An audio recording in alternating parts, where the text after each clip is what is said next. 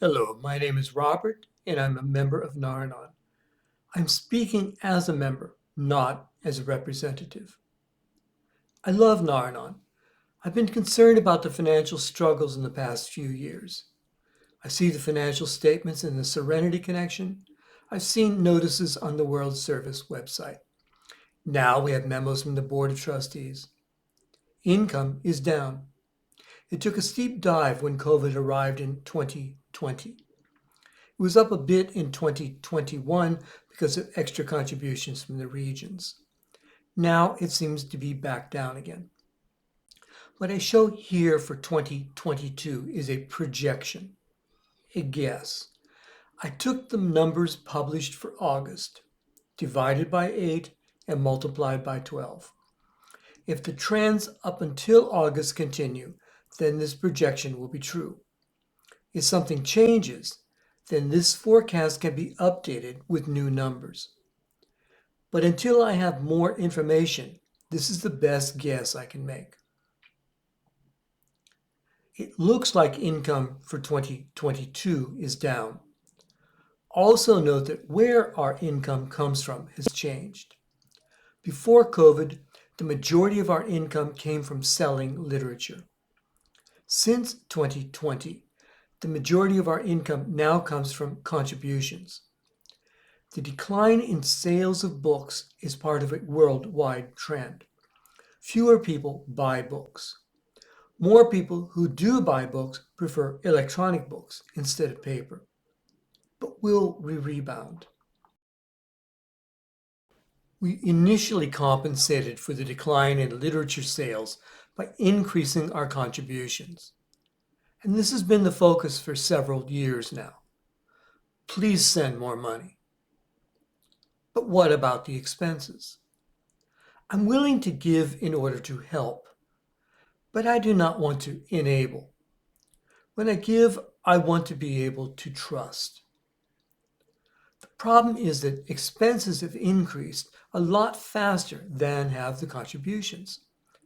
And those two trends collided in 2022.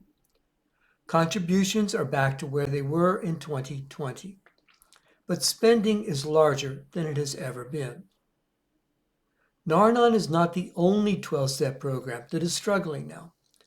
Both Narcotics Anonymous and Al-Anon have become more reliant on contributions rather than being self-sufficient through book sales. Both Narcotics Anonymous and Al-Anon have had bad years. Narcotics Anonymous compensated by cutting expenses. Al-Anon, however, has a vast portfolio of investments they can sell. We did not do either. So how bad is it? The memo from the Board of Trustees asked for more contributions. The financial statements posted by the Budget and Finance Committee show the outline of an iceberg we're about to hit. Or maybe we already did. But how bad is it? I wish there were more communication. The only thing we know is that WSO would like us to contribute more money. Is that the solution? Just keep on giving more and more. Well, to compensate for a $95,000 deficit, each of the 29 regions that attended the last World Service Conference would need to give an additional $3,300 each year. And some regions cannot do that. Other regions are questioning, why would they want to do that? When we had to stop meeting in person, I went online. My life raft at that time was a meeting, any meeting, in whatever form it was in. I need meetings. I want literature, but I've learned I can do just fine with electronic copies. I reset my expectations to accommodate what was realistic. I believe we're going to be experiencing changes in how Nar-Anon World Service works. For now, I'm willing to trust. I'm willing to wait another 30 or 60 days and see what World Service proposes to do. The way I'm getting through this is to focus on slogans.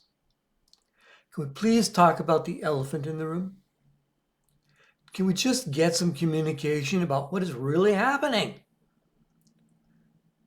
Don't bring a piano on the life raft.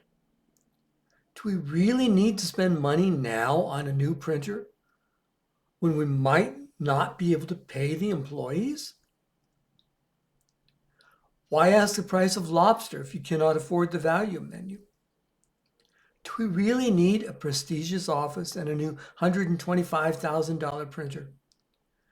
Or should we be looking for cheaper alternatives? Are we a publishing company with a fan club or an outreach fellowship with a photocopier? Do you understand what I mean by this? I hope so. Thank you for allowing me to share.